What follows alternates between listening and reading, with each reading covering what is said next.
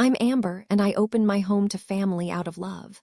My sister-in-law saw it as an invitation to take everything. Respect, space, even my laptop. But I don't lose battles in my own house. If they wanted war, they should have picked a different battlefield. Stick around to see how I took back everything, starting with the locks. Where are you watching from? Drop it in the comments, I'd love to know. They say family dinners are where love is served. That night, it felt more like betrayal was the main course. We were all gathered around the table. My parents, my younger brother Mark, and his wife, Jessica, in my colonial-style home in suburban New Jersey. The table was set with care. Rosemary chicken, glazed carrots, and my signature garlic mashed potatoes. The kind of meal that usually quiets even the noisiest family tension. Not tonight. Jessica tilted her wine glass, letting the Cabernet breathe before she let her words do the same. "It must be nice," she said, smiling thinly at me. "Having a whole house to yourself, not sharing with your struggling family." She didn't say it like a joke. She said it like a fact dressed in guilt, tailored to wound. Mark didn't say a word, just shifted in his chair, pushing green beans around his plate like a child dodging vegetables and conflict. I looked straight at her. Not a blink, not a smile, just a slow breath before I said, "Funny thing is, Mark never even asked. He's always welcome here." My voice didn't rise. It didn't need to. The clink of silverware paused. Even the ticking wall clock seemed to hesitate. My parents went still, Mom with her hand halfway to her glass of water, and Dad, who suddenly found great interest in the folds of his napkin. Jessica's smirk didn't break. She sipped her wine and shrugged as if she hadn't just taken a shot across the bow. I should have known then. That was the first sign, but I wanted to believe the best in them. In her, I thought maybe she's just stressed. Maybe it's the wine. Maybe. Maybe I'm being too sensitive. Maybe. That word would haunt me in the weeks that followed. Because here's what I didn't say out loud that night. My home was never off limits, not to Mark. We'd grown up close, sleeping back to back during thunderstorms, sneaking Pop-Tarts from the pantry when Mom went on her health kicks. He was the baby of the family. My heart had a permanent room reserved for him. Jessica, she was newer, a little sharp at the edges. We hadn't bonded the way I hoped, but I tried. When they struggled financially after Mark lost a freelance contract and Jessica's boutique cut hours, I sent groceries. Paid one of their utility bills once. Quietly, without asking for thanks. So to hear her talk about struggling family as if I'd slammed the door on them, it wasn't just hurtful, it was calculated. And what gutted me most was that Mark didn't correct her. He didn't say, "Amber helped us." He didn't say anything. I remember glancing at him, hoping for a flicker of truth, but he just lowered his eyes and reached for the mashed potatoes. When dinner ended, the goodbye hugs felt brittle. Jessica kissed the air near my cheek, and Mark gave me one of those tight, silent embraces, the kind that says, "I'm sorry," without the guts to say for what. After they left, my parents lingered. Mom picked at the dishes half-heartedly. "Jessica's just, well, she can be direct," she muttered. Dad nodded but didn't look at me. "She's worried about the future. Young couples have a lot on their plate these days." I swallowed the sting. Not because I believed them, but because I was raised to keep the peace. I nodded, cleaned the plates, poured the leftovers into containers. And when I finally stood alone in the kitchen, dishwasher humming like a quiet ally, I stared out the window at the dark street and whispered to no one in particular. She crossed a line. But that was just the first. 1 week later, the echo of cardboard sliding against my hardwood floors filled the front hallway. Boxes labeled "temporary stay" were stacked too high beside the staircase, neatly taped, with Jessica's handwriting in stiff black Sharpie. Even her boxes were smug. Mark carried in the last duffel, his breath visible in the cold November air as the door swung shut behind him. "It's just for a bit," he said, not quite meeting my eyes. "Until we figure things out."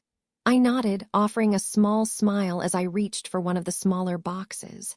"You're here now, let's make it work." The truth, I wanted it to work. I still believed that if I made space, physical, emotional, literal, they would see it as the olive branch it was meant to be. Jessica walked in behind him, perfectly polished despite the moving day chaos. Oversized sunglasses, a camel wool coat, and a designer bag swinging off her shoulder. She looked around the foyer like a real estate agent scoping comps, not a guest moving into my home. She gave a thin smile, the kind with no warmth. Wow, this place is even bigger than I remember. It's not that big, I said lightly. Just the 3 bedrooms, guest rooms upstairs, end of the hall. Sure, she replied, already eyeing the high ceilings like she was calculating property taxes. Mark squeezed my shoulder as he passed. Seriously, Amber, thank you. We really appreciate this. I wanted to believe that. I needed to. Because as much as Jessica rubbed me the wrong way, Mark was my brother. If offering him a room could keep him from drowning financially or emotionally, how could I say no? We spent the afternoon settling them in. I pulled fresh towels from the linen closet and laid them carefully on the guest bed, helped carry a few heavier boxes up the stairs, even lit a cinnamon candle in the hallway, hoping it would mask the sterile smell of unpacked cardboard.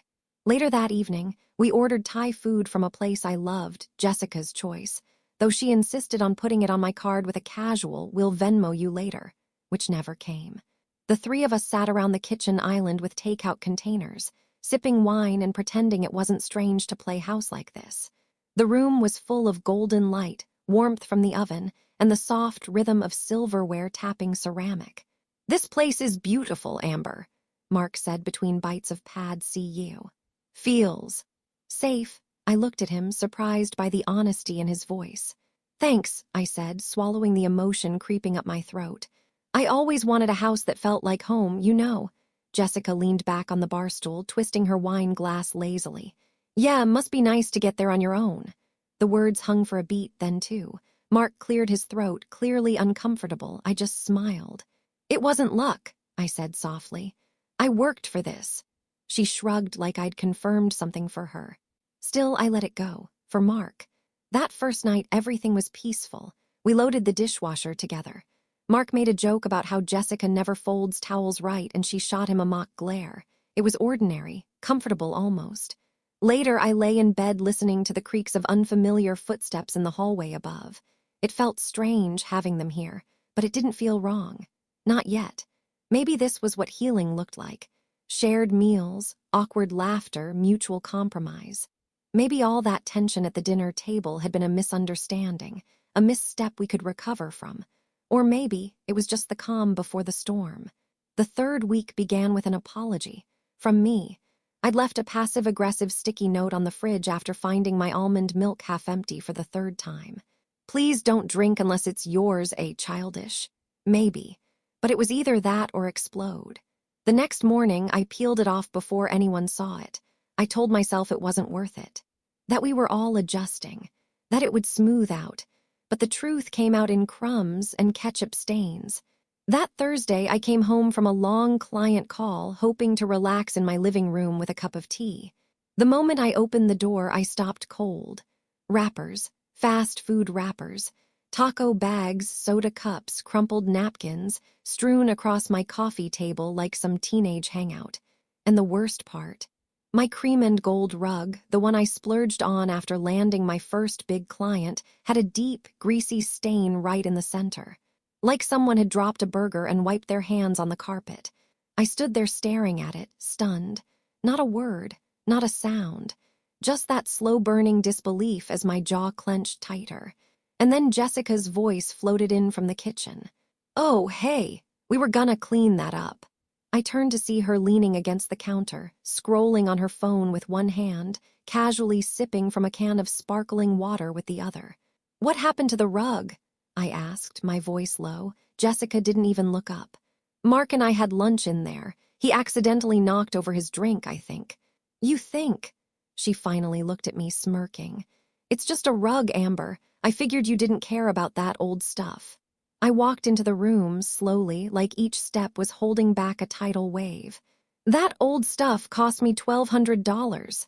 She blinked, then shrugged. "Well, it didn't look like it." I could feel the blood rushing in my ears.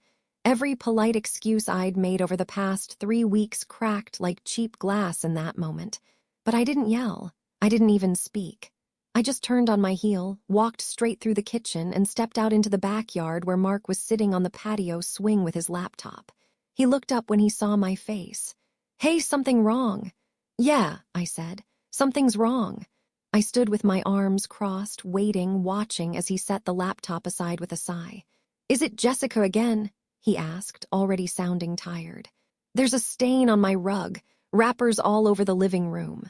She told me it wasn't a big deal because I don't care about old stuff. Mark rubbed his face with both hands like he was trying to erase the day. I'm sorry, okay, I'll talk to her. You've said that before.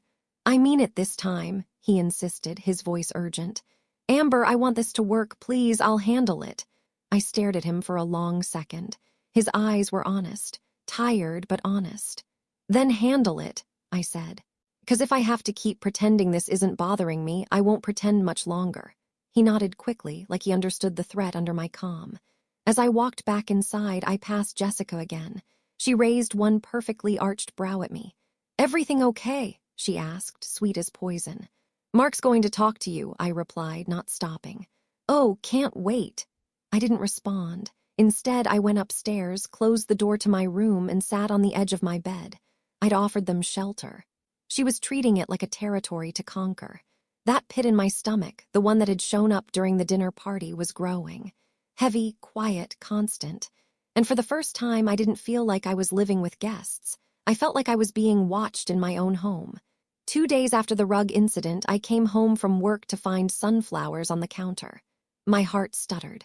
I hadn't told anyone those were my favorite, but Mark knew. He remembered. A soft yellow post-it was tucked between the stems. Sorry about the rug, I talked to her. Mark, I stood there in the kitchen, coat still on, holding my tote bag in one hand, the note in the other. The flowers were tall, proud, blooming toward the late afternoon sun streaming through the window. They looked too bright for the mood I'd carried all day. I heard pans clinking in the kitchen. Mark's voice followed. Hey, you're home.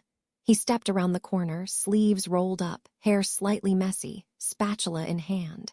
I thought I'd make breakfast for dinner. Figured maybe it could be a peace offering. He added, almost boyishly, as if we were kids again trying to patch things up with pancakes and silence.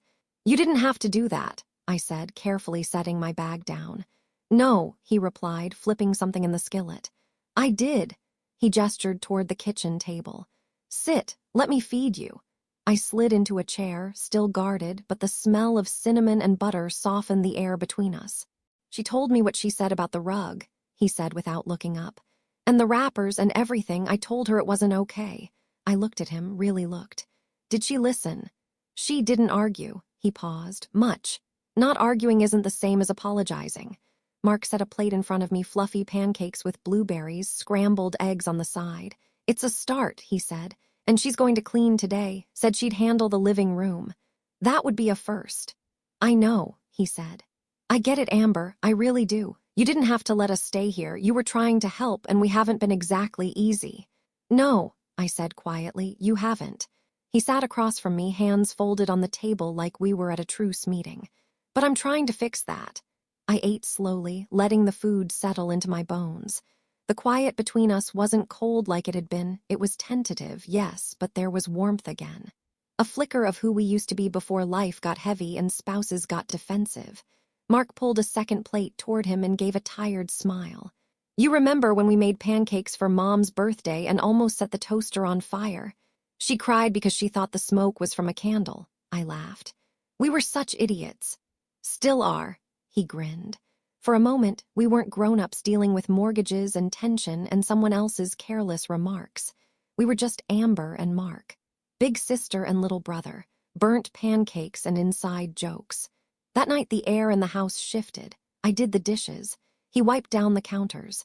Jessica stayed in the guest room the entire time, and for once I didn't mind the quiet. Maybe she was embarrassed. Maybe she was sulking. Maybe this was her version of stepping back. Whatever it was, I let it be. When I went to bed that night, I passed the guest room and saw the door slightly ajar. The light was off. The room was clean. Not spotless, but the empty soda cans and makeup clutter were gone from the desk. The carpet had been vacuumed. Even the bed was made. I stopped in the hall and stared at it for a beat. She'd cleaned. It was such a small thing, but I felt it. I went asleep thinking, maybe this is the turn. Maybe we're turning a corner. The next morning, I came downstairs to fresh coffee brewing and a clean sink. Mark was already gone, left a note on the fridge that said, "Got an early client, thanks again for yesterday. Jess said she'd tackle the closet today." Wow, I murmured. Closet now? I actually smiled. But then I opened my laptop bag and felt my stomach drop. It was empty, gone. My laptop, my work laptop, was gone.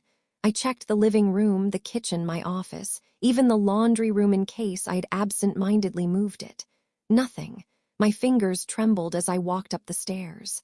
Jessica was in the hallway in yoga pants, sipping a smoothie. "Oh, hey," she said breezily. "Looking for something?" "My laptop," I said. "Have you seen it?" "Oh," she shrugged like she'd forgotten she was about to drop a bomb. "Yeah, I sold it." The world tilted. "What?" "Yeah," she said, sipping again. "We needed some cash. It didn't look like you used it much anyway." My jaw dropped. "You sold my work laptop." "It's not like you don't have other tech," she said with a shrug. "Besides, you're always working." "Thought you could use the break." I couldn't speak. My lungs were working, but the air wasn't going in right. "I hope you didn't have anything, like, important on it," she added, turning casually toward the guest room. I was already pulling out my phone. My fingers moved without thinking. Mark needed to hear this. He needed to hear it right now because something had snapped. And this time I wasn't going to pretend it hadn't. I didn't wait. My fingers were ice cold as I punched in Mark's number, each ring digging deeper into the quiet fury vibrating in my chest. He picked up on the fourth. "Hey, what's up?" "She sold my laptop," I said flatly. A pause. "What?" "Jessica, your wife, she sold my laptop." Silence. "You're kidding," he finally said. "I wish I was. She just told me like it was no big deal, said you two needed cash, said I didn't use it much." "Mark, that was my work laptop. My client's files were on there." He groaned and I could hear him rubbing his face through the phone. "Oh my God, Amber, I didn't know. I swear I would never." "I know you wouldn't," I cut in, pacing the hallway. My bare feet slapped against the hardwood. "But she did, and she didn't apologize. She's up there sipping her smoothie like she just threw out an old pair of socks." He was quiet for too long. I stopped pacing. "Mark, are you still there?" "Yeah," he said, his voice lower now. I don't know what to say. "How about I'm coming home to fix this? Because, Mark, I'm done." That caught him. "Amber, please don't do anything drastic." "I'm not. I'm doing what I should have done weeks ago. I'm taking back my house." He exhaled hard. "I'll replace the laptop." "No," I said, my tone sharp enough to slice between us. "You won't need to." He fell silent again. I hung up before he could try to talk me down. And then I opened my phone, scrolled to my saved contacts, and hit dial. "Hi," I said when the locksmith answered. "How soon can you come out?" By that afternoon, the locks on every single door had been replaced. Front, back, garage, keypads reset, codes changed. I watched the locksmith work in focused silence, the whir of the drill carving out a new reality.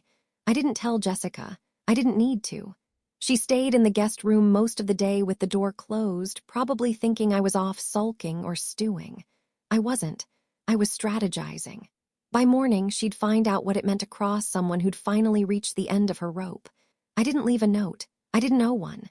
Instead, I poured myself a glass of water, locked the new deadbolt behind me, and went to bed for the first time in weeks without checking over my shoulder. The next morning, the knocking started at 8:07 a.m. At first, it was soft, tentative, then it turned to pounding.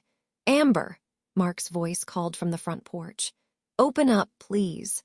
Jessica's voice came next, sharp and already defensive. "This is our home too, you can't just lock us out." I stood inside, dressed, composed, sipping coffee behind the closed door like it was any other Tuesday. I didn't flinch, didn't answer. Finally, Mark's voice softened. "Amber, come on, let's talk, don't do this." I stepped up to the door, keeping my face calm, my voice clear. "It never was your home," I said through the wood. "You were guests, and you overstayed the welcome." A pause. "You're seriously not letting us in," Jessica screeched. "You're locking your own family out." "I'm setting boundaries," I replied, "which is something you clearly don't understand." I could hear her start to speak again, but I turned and walked away, calm settling in my chest like warm cement. They pounded for a few more minutes. Eventually, the noise faded. I didn't watch them leave. I didn't need to. The locks had changed, but more importantly, I had. It was quiet for the rest of that morning. No more pounding, no more shouting, just silence and the faint, rhythmic ticking of the hallway clock. I expected anger to linger in my chest. Rage, even. But what settled instead was something colder, emptier. Not regret, exactly. Not yet. but a strange quietness that came after too many days of noise. I spent the morning cleaning, really cleaning. Not out of necessity, but because the act of restoring order felt like reclaiming space. I vacuumed the hallway where Jessica used to leave her shoes like landmines.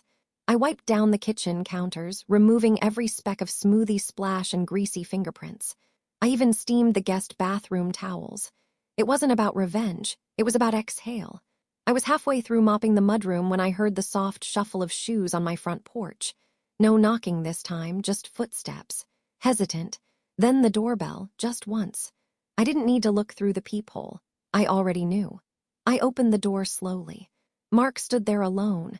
No Jessica, no boxes, no shouting, just Mark in his hoodie and jeans looking smaller than I remembered.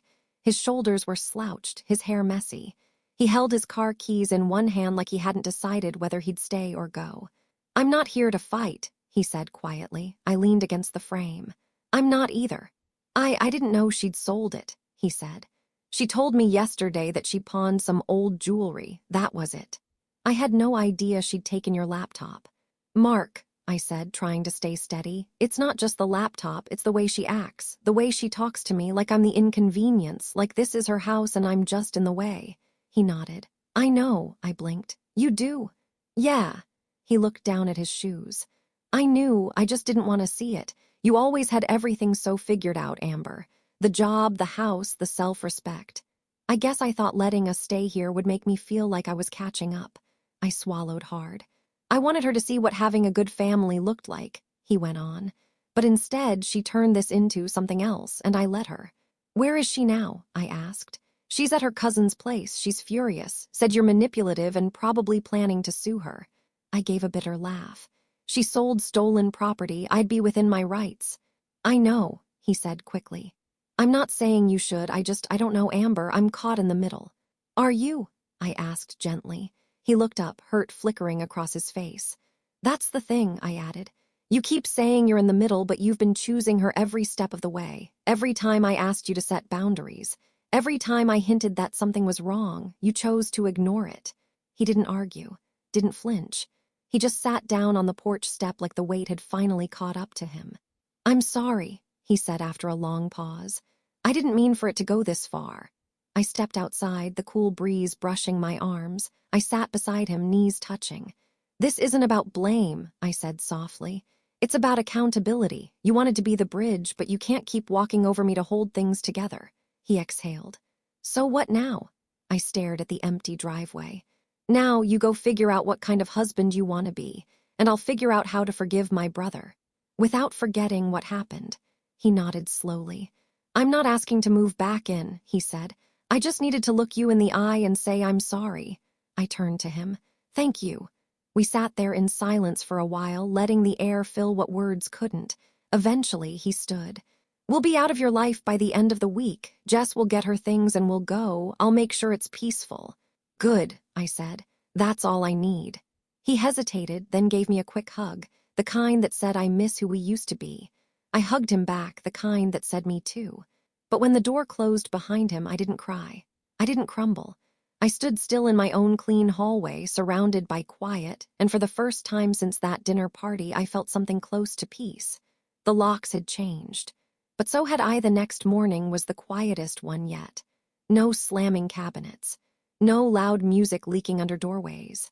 No scent of heavy foundation and sharp perfume trailing down the stairs before noon.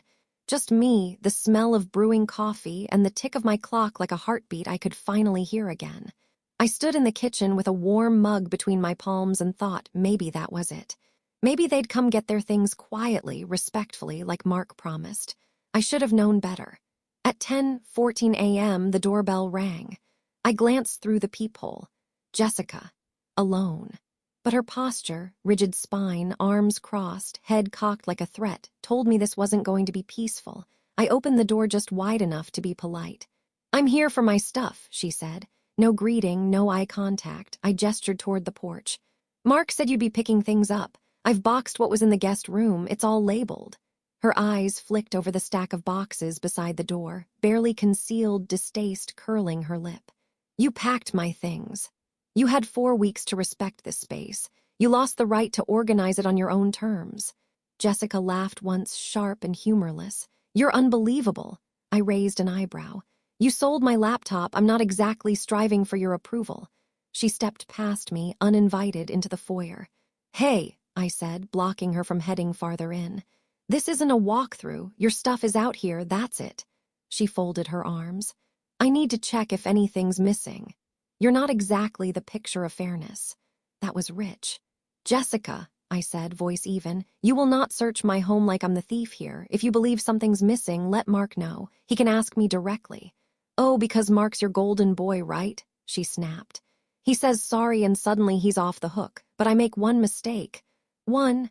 I cut in, my comm cracking just enough to show the fire underneath. You've disrespected me since the second you stepped through that door. You mocked my home, ignored my rules, and helped yourself to things that weren't yours. Her eyes narrowed. You act like you're this noble host, but this was always about control, about playing the generous sister so everyone praises you. I stared at her, stunned by how confidently she twisted the narrative. You think kindness is a performance, I said, voice low. I think you like the power it gives you. You let us move in just to feel superior. I stepped back then, not from fear, but from clarity. Because there it was, the root. She never felt grateful. She felt threatened.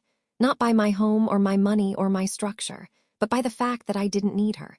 And she didn't know how to exist in a space where someone else wasn't constantly falling apart. I nodded once slowly. Well, I said quietly, you don't need to worry about feeling inferior anymore, because this chapter of your life, of our lives, is over. I reached toward the doorknob. Take your things and leave. She hesitated like she might say more, but when she saw I wasn't going to flinch, not this time, she turned sharply and headed outside. It took her 4 trips to load the car.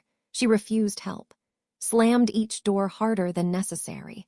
At one point, she nearly dropped a box labeled bathroom and cursed loudly enough for the neighbors to turn their heads. I stood just inside the doorway, watching. Not in triumph, not in cruelty, in release. When she climbed into the driver's seat, she didn't look back. But before she pulled away, she rolled down the window. I hope you enjoy your empty house, Amber. I didn't answer, because I did enjoy it. I closed the door, clicked the new lock, and exhaled. This wasn't the end of the story, not yet. But it was the end of letting someone treat my home and my heart like a doormat. It was just after sunset when I heard the porch creak again. This time, no knocking.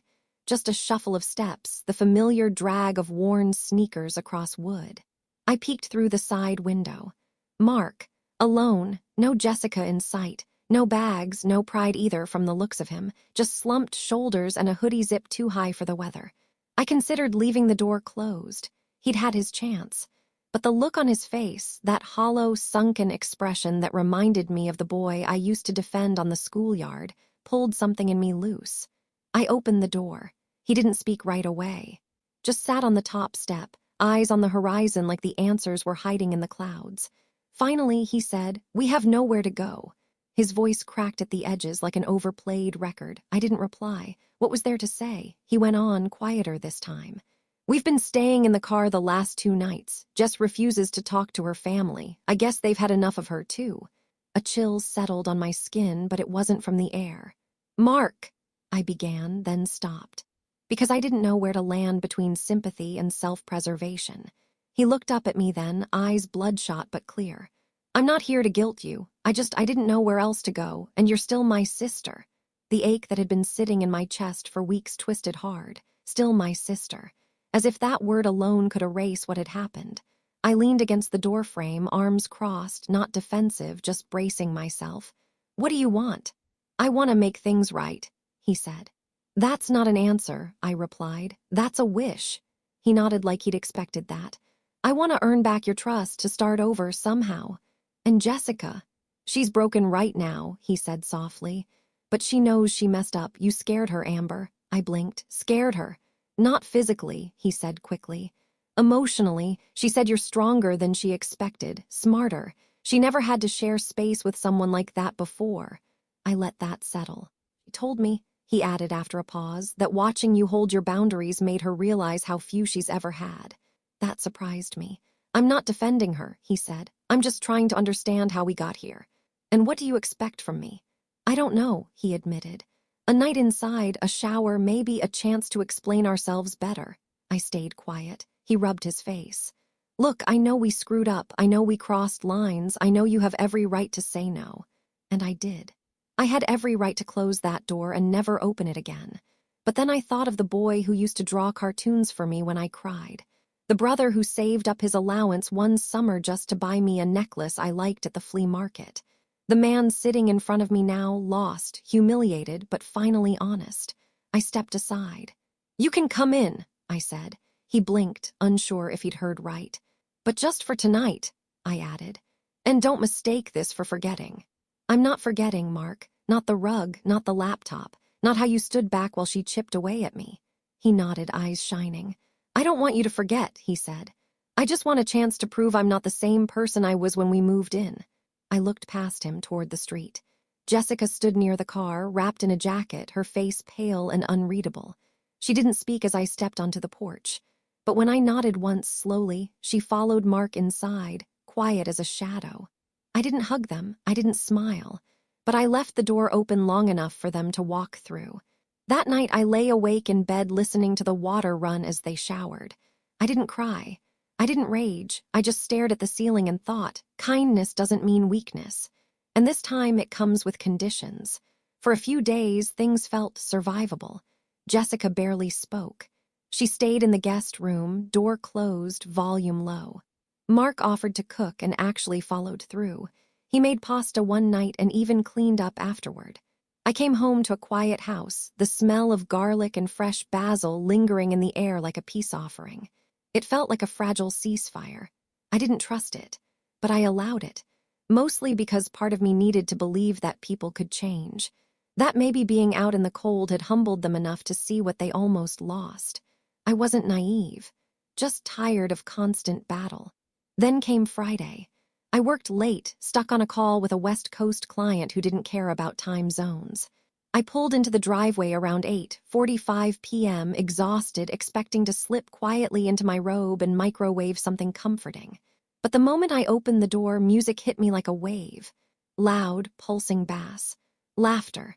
Voices I didn't recognize. I stepped inside and froze. Strangers. Not one or two. At least a dozen people were scattered across my living room and backyard, holding red Solo cups, dancing, leaning against my furniture like it belonged to them. Someone had propped open the back door, letting in a cold breeze and the acrid smell of something burning on the grill. "Amber," a girl squealed from the couch, waving drunkenly. "You have a beautiful house." I blinked. "Who are you?" She blinked back, wide-eyed. "Wait, are you Amber?" My eyes scanned the chaos. Fast food wrappers again. Beer bottles on the floor. My favorite plant, a thriving fiddle-leaf fig I'd nurtured for years, was shoved awkwardly into the corner behind two guys playing beer pong on my dining table. And then I saw her, Jessica, in the backyard wearing a cropped sweater and holding court like a queen at her own coronation. Laughing, wine in hand, surrounded by people who clearly thought she was the host. I marched straight outside. The moment she saw me, her smile flickered, then returned, bigger, bolder, weaponized. "Amber, hey, surprise, I threw a little gathering, nothing crazy." I stood on the deck, heart pounding. "You threw a party?" I asked, voice icy. "It's just some of my cousins," she said with a shrug. "And friends, I figured we could use a fun night." "You figured I would want a dozen strangers in my house without asking," she rolled her eyes. "You've been so tense lately, I thought this might help you loosen up." "Help me," my voice rose. "Help me. Jessica, this is my home. You don't get to decide how I loosen up. You don't get to decide anything here." At that moment, Mark appeared from the side yard, a drink in hand and guilt already all over his face. "Amber," he said quickly, "I didn't know it was going to be this big. She said it'd just be a few people." "Mark," I snapped, "you let her do this. Again." He glanced at Jessica, then back at me, torn. "Say something," Jessica said to him, her smile cracking. Mark looked between us, sweat beading on his forehead. And then, like clockwork, he folded. "It's just one night," he muttered. "Maybe we can let it go." Let it go. 3 words that scraped raw against everything I'd been trying to heal. I stared at him, at the man who'd promised to change, at the woman who'd promised nothing and kept that promise flawlessly. I stepped inside, walked calmly to the stereo, and turned it off. The room dipped into an uneasy silence. "This party's over," I said. There were some groans, a few muttered protests. Jessica stormed in behind me. "You can't just shut everything down because you're having a bad day." I turned to her, calm and cold. "No, I'm shutting it down because I've had enough." Mark stepped forward. "Amber, no," I said, cutting him off. "You've both made your choice. Now I'm making mine." Jessica crossed her arms. "You think you're better than us?" I looked her dead in the eyes. "No, I know I'm better than what I've allowed in my life lately." Then I started walking upstairs. Quiet, controlled, done. Behind me, the party broke up like a sandcastle hit by waves, cups dropped, coats grabbed, whispers floating around my name like I was the villain in someone else's story. I didn't care, because I knew the next move was mine. And this time, it wouldn't be subtle. I didn't sleep that night. Not because of the noise, they left soon after the confrontation, but because my mind was vibrating with anger, with clarity, with something I hadn't let myself feel fully before, resolve. By morning, I wasn't doubting myself anymore. I wasn't replaying every word or wondering if I overreacted. I wasn't considering if they had anywhere else to go. I didn't care. They had crossed too many lines, and I was finally ready to stop redrawing the boundaries after every stomp. I was done. I brewed my coffee, stood by the window in my robe, and watched the soft November light stretch across the lawn. Then I saw her, Jessica. On the porch, not crying, not apologizing, packing, except it wasn't her stuff she was boxing. It was mine, my books, my framed photos, my cookbooks. The coffee grinder I used every single morning. I opened the door slowly. She didn't even look startled, just dropped a box labeled pantry onto the step. "What are you doing?" I asked. She pushed her sunglasses up. "We're making space." "For who?" She smiled, wide, mocking, cruel. "My cousins are moving in, just for a while. They need a place." My mind blanked for a full second, then came the realization. They weren't just ungrateful. They weren't just disrespectful. They were colonizing. "I don't remember approving any of that," I said tightly. Jessica leaned against the railing, fake casual. "Well, technically, you said we could stay, and you let us back in, so now we're figuring out how to make the space work." "For you," she shrugged. "You seemed miserable here anyway, so we thought, why not help you out?"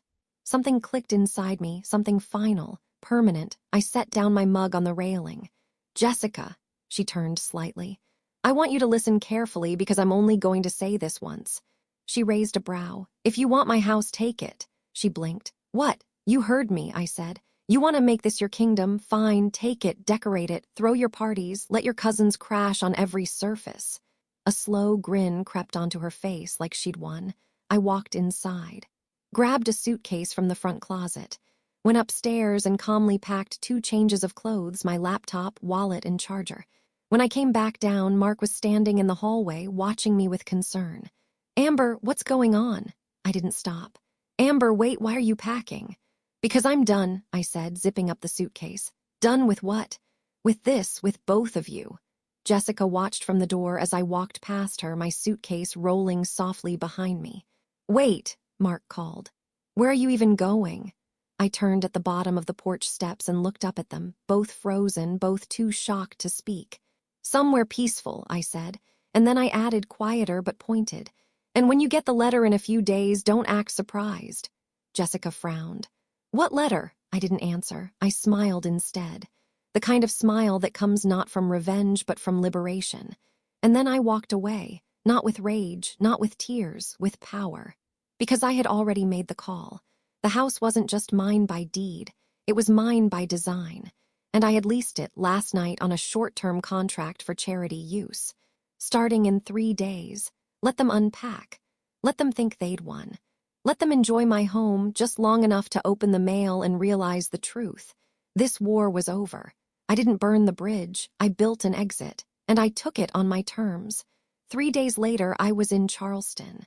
Sun on my skin, a cold cocktail in my hand, waves folding onto the shore in a rhythm that matched the new tempo of my life. Slow, intentional, free. I sat on the balcony of a beachfront rental, nothing too fancy, just a cozy cottage with turquoise shutters and a hammock tied between 2 palms. A place where the only noise was the breeze and the occasional squawk of seagulls. It was rented with my own money, on my own card, with no one's approval or opinion needed. It was the first time I could remember breathing without a second agenda. No fake smiles, no tension, no Jessica. I stretched out in the lounger, pulled my sketchpad onto my lap, and began doodling mock-ups for a new app idea that had been dancing around in my head for weeks. Something simple, something elegant, something mine. Then my phone lit up. I didn't check it at first. I was too deep in the comfort of silence, but it lit up again. And again. I sighed, flipped it over, and saw Mark's name. 12 missed calls, 2 voicemails, then Jessica, 4 texts, all caps. I put the sketchpad down. My stomach didn't sink, it lifted, because I already knew. I picked up the phone and returned one of the calls, not to Mark. To the realtor I'd spoken to just a few days before. "Hi, this is Amber," I said, sliding my sunglasses up. "I just wanted to confirm everything's still good for the charity gala setup." "Absolutely," she said. "The event planner dropped off the materials this morning. Beautiful space, and your donation of the property access so generous." I smiled. "I'm glad it'll go to good use. We just sent the notice to the current residents to vacate. Lease terms are clear, temporary occupancy ends today." "Perfect," I said. "Anything else you need from us?" "Nope, I'm good, just enjoying the beach." I hung up, picked up my drink, and then the phone rang again. This time I let it play through. Mark's voice, frantic on the voicemail. "Amber, hey, so we just got these notices taped to the door. Something about a lease transfer. Eviction date, I don't understand. Can you call me back?" Another ping, a text from Jessica. "What did you do?" I let out a small laugh, not cruel, just satisfied. I took another sip of my cocktail and typed one line back. "Oops, must have forgotten to mention the lease." Then I blocked both their numbers. It wasn't about punishment. It was about punctuation. Because I needed a clean sentence at the end of that chapter. And this was the period. Later that night, I wandered into a beachside bar, a low-key place with string lights overhead and soft jazz humming in the background. I ordered something sweet and sat at the corner of the bar with my sketchpad open again. That's when I met Ben. He had kind eyes, messy hair, a travel-worn backpack, and a smile that looked like it had weathered storms but still found the sun. He noticed my screen first. "UX design," he asked, pointing at my wireframe. I nodded. "Trying to build something that feels soft and strong at the same time." He grinned. "Like you," I laughed, caught off guard. Ben told me he'd grown up in foster care, that he'd moved a lot, that strong women had raised him, helped him build the bones of who he was. "You remind me of them," he said, tilting his glass toward mine. "Oh yeah," I teased. "In what way?" "You're fire and peace all in one," he said. "Not many people can hold both." I didn't know what to say to that, so I just smiled. And for the first time in a long, long time, I didn't think about who I needed to be for anyone else.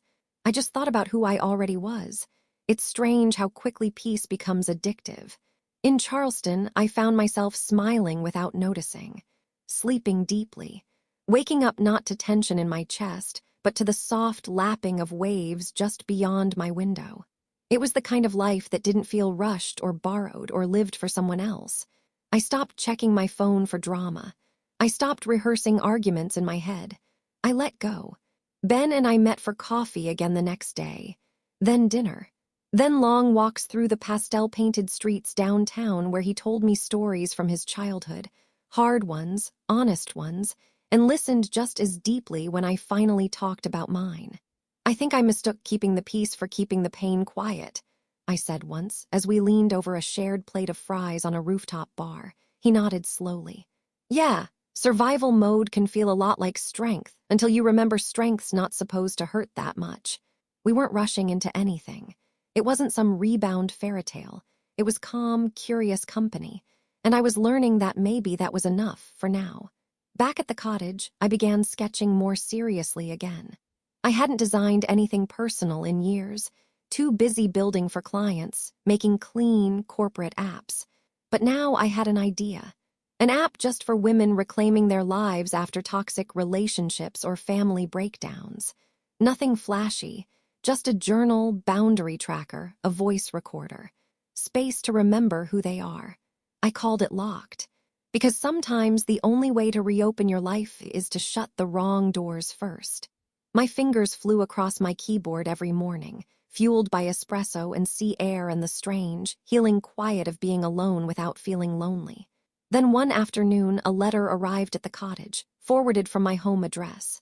It was handwritten. No return address. I knew the handwriting. Jessica. My hand hovered over the seal. I could have tossed it, but I opened it. Inside was a single page. Amber, you don't have to read this, but I hope you do. I was angry. I was insecure. I thought strength looked like dominance, and I saw yours as a threat, not a guide. I let my fear become cruelty. You didn't deserve any of it. I'm sorry. We're back with Mark's parents now. I'm working part-time. He's trying. I don't know what's next. But I know this. I learned more watching you say enough than I ever did from anyone trying to fix me. Thank you for showing me what boundaries look like, what dignity looks like. I hope one day you'll forgive me. Jessica, I sat there for a long time. Not crying, not angry, just still. Forgiveness doesn't always come with fireworks. Sometimes it arrives quietly, wrapped in reflection, and waits patiently on your porch until you're ready to let it in. I folded the letter and placed it gently in my notebook, not ready to reply, but no longer needing to retaliate. 2 months after Charleston, I returned home. The trees had turned by then, blazing amber and burnt orange. My front lawn was a canvas of crisp leaves, untouched, like no one had walked through since I left. Pulling into the driveway felt surreal, like revisiting a past version of myself. The house looked smaller somehow, but maybe that was just because I was no longer shrinking to fit inside it. I stepped out with a light suitcase and a full breath. And then I saw them. Mark's car, parked along the curb. Inside it, 2 figures slumped low. As I approached, I slowed. My keys dangled in my hand, but I didn't raise them just yet. Jessica was in the passenger seat, asleep or trying to be, arms crossed over her chest, tear tracks visible on her cheeks even through the fogged window. Mark sat behind the wheel, eyes closed, face weary. He noticed me first, rolled down the window. "Amber," he said, voice scratchy. "We weren't sure when you'd be back." I stood still. "We're not here to ask for anything," he added quickly. "We just didn't know where else to go last night." I looked at Jessica. Her eyes opened slowly, met mine, and for once no arrogance, no defiance, just a raw, quiet kind of sadness. "I was scared," she said, her voice barely above a whisper, "of how strong you were, that you'd see right through me. I thought if I could tear you down, maybe I wouldn't feel so small next to you." I blinked. She went on, voice steadier. "But you didn't break. You locked the door instead. And somehow that taught me more than all the times people tried to save me." Mark shifted. "We're not asking to stay, just to talk, if you're open to it." I stood there, heart tight.